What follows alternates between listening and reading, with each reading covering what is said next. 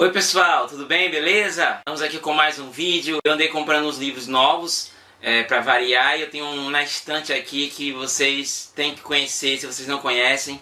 Se vocês gostam de HQ, de quadrinhos, você tem que conhecer essa história. Eu vou pegar aqui, tá bom? Tá aqui, ó. Demolidor, a Queda de Murdoch. Esse livro aqui é uma HQ, é uma graphic novel de Frank Miller e David Mazzucchelli. Tá vendo aqui, ó? Vou mostrar aqui pra vocês. Melhor a capa. Fantástico isso aqui. Sensacional, cara. Na verdade, A Queda de Murdoch é o título brasileiro para a obra de Frank Miller, que nos Estados Unidos o título original é Born Again, que significa renascido, nascido de novo.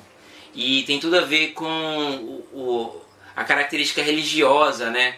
A coisa religiosa que o Demolidor sempre trouxe desde o começo. É a questão dele ser um cara muito católico, um cara que crê no catolicismo, na Bíblia e tal, e ele se confessa. Isso inclusive está muito presente nas duas temporadas da série Demolidor, da Netflix, e também nos Defensores.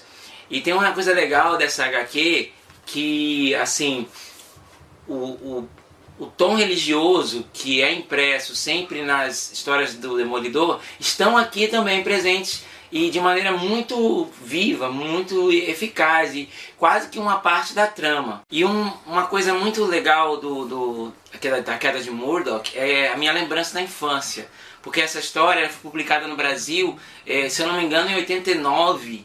Ela foi publicada nos Estados Unidos em 86, mas lá por 89 aqui no Brasil foi publicada em formatinho na revista Super Aventuras Marvel, da editora Abril. E eu lembro de a primeira vez que eu li essa história foi em formatinho também, só que não foi na revista Super Aventuras Marvel, foi num encadernado que a editora Abril lançou, que tinha mais de 200 páginas, e eu comprei num sebo.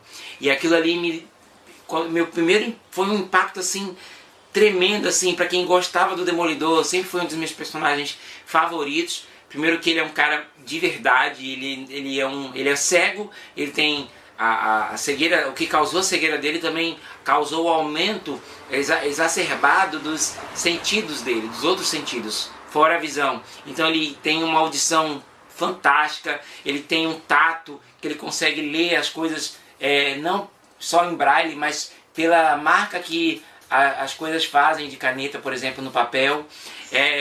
E ele também tem um senso de paladar muito forte. E ele tem um outro sentido que compensa a visão, mais ou menos, que é um radar, que avisa para ele onde estão os objetos, onde estão as coisas. E ele tem essa habilidade de detectar onde estão os inimigos. Também quando a pessoa está mentindo, por exemplo, ele sabe o batimento cardíaco da pessoa acelera e ele consegue entender isso, que a pessoa está mentindo e tal. E é um personagem assim que eu sempre gostei pra caramba mesmo. E sempre, tudo do Demolidor, eu tô sempre... Tanto que quando a série saiu da Netflix, eu maratonei logo no primeiro dia, assim, sem parar. Eu tava de férias e foi uma maratona assim intensa de Demolidor. E a outra temporada também eu gostei pra caramba. Mas eu sinto falta das HQs serem transportadas para a tela, sabe? Eles pegam alguns elementos do personagem, dos quadrinhos. Algumas coisas são bem fiéis, como a amizade dele com Franklin Nelson, que é o colega advogado dele. Mas tem outras coisas que não estão lá, não. O amor dele pela Elektra tá na série, e também não tinha nem como não tá, né? Só que a maneira como ele conhece a Elektra nos quadrinhos é bem diferente e até mais intuitiva, eu diria. Ele conhece ela na faculdade e anos depois eles se reencontram. Na verdade, eles têm uma aventura na faculdade em que ela é sequestrada. E depois de anos eles se reencontram. Ela sumiu do mapa e foi ser treinada pelo Stick, e assim. Mas na história, a Karen Page, ela viciada em drogas, em heroína e cocaína, ela tá lá no México, num quifo lá qualquer, e logo no começo da história, para ela conseguir uma nova dose de heroína, ela vende a identidade secreta do Demolidor, porque ela é uma das poucas pessoas que conhece essa identidade secreta, e aí ela vende. ela sabe que aquilo ali deve valer alguma coisa, até porque um dos grandes inimigos do Demolidor é o Rei do Crime. E essa informação da identidade secreta chega até o Rei do Crime, e aí ele resolve dizer que, ó, eu vou fazer alguma coisa sobre isso. E aos pouquinhos a vida do Matt Murdock vai mudando. Primeiro ele é acusado de corrupção, depois a casa dele, ele vai perdendo, as contas dele não vão sendo pagas, a conta dele do banco foi apagada, ele ficou sem dinheiro, e ele vai percebendo algumas coisas erradas aos pouquinhos, e aí a casa dele explode. Quando a casa dele explode, ele diz, olha aqui a cena, cara, diga se não dá uma camiseta. Que cena, cara, fantástica, sensacional. E quando a casa dele explode, ele diz, eu jamais teria feito a relação. Nada indicava a palavra gangster até agora. Foi uma verdadeira obra-prima, rei. Não devia ter assinado. Quer dizer, ele aí percebe que a obra de um gangster, né? E os personagens, a Karen Page está lá no México e ela se arrepende de ter vendido a identidade secreta do Demolidor, e ela pensa que aquilo pode prejudicá-lo, e ela também começa a ser perseguida porque o Rei do Crime manda matar todo mundo que pegou naquele envelope que chegou com a identidade secreta do Demolidor, manda matar todo mundo, e aí a Karen Page está na ponta lá da linha, e ela também começa a ser perseguida para ser morta. E ela foge e tenta voltar para os Estados Unidos, e ele mostra também a saga dela voltando para os Estados Unidos.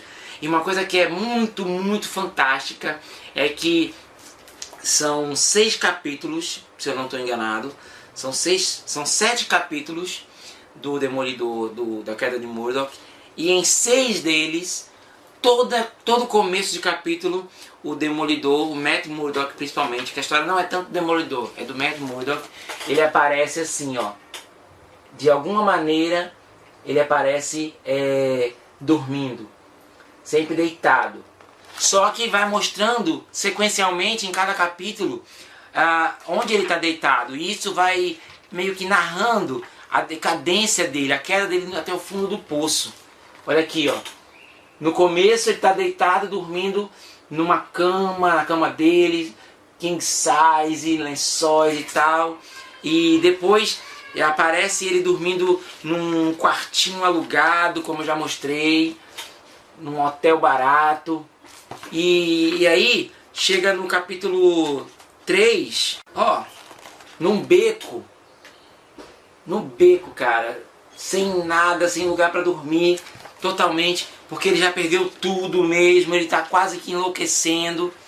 E no meio, e no 4 vem uma cena que quem leu A Queda de Murdock reconheceu na hora, no final dos Defensores, que eu achei até mal utilizado, se você quer saber, que é essa cena aqui, ó, Renascido, que deu nome, né, na verdade, a saga A Queda de Murdock, Born Again, Renascido, que é a Maggie, que é uma freira que ele suspeita ser a mãe dele, que quase que entrega isso na história, né? Tô dando um monte de spoiler, até porque essa história é antiga, mas o legal é você conhecer essa fase do Demolidor.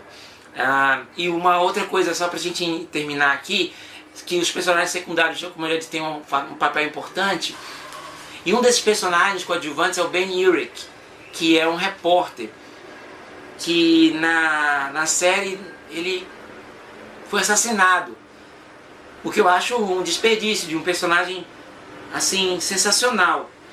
E o Ben Urich tem uma cena aqui, ele está na redação do Clarim Diário. Como eles não podem usar o Clarim Diário na série, eles colocam o New York Bulletin, que é um outro jornal que não existe nos quadrinhos. Ele recebe uma ligação de um policial que quer entregar o Rei do Crime, só que ele vai percebendo que o policial ele está sendo morto, e ele com ele na linha, sabe? E a feição, o perfil, o rosto do Ben Urich vai se transformando assim de uma maneira assustadora, e ele fica apavorado. E é uma coisa assim, é uma cena forte, muito, muito, muito forte. ao mesmo tempo em que a gente vai percebendo o Matt Murdock se reerguendo, e o final explosivo. Eles incluem um personagem chamado Bazooka, que também já apareceu nas séries da Netflix da Marvel, só que na Jessica Jones, que ele é um cara que é um ex-fuzileiro e tal, que é policial, e ele fica enlouquecido. Só que na Queda de Murdock é muito melhor, é muito mais bem utilizado, que ele é um cara insano e que ele causa um terror em Nova York e tal.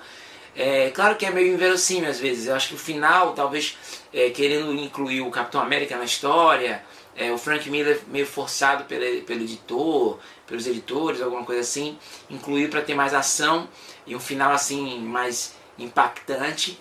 Até funciona, é legal, é bacana, é emocionante, é empolgante.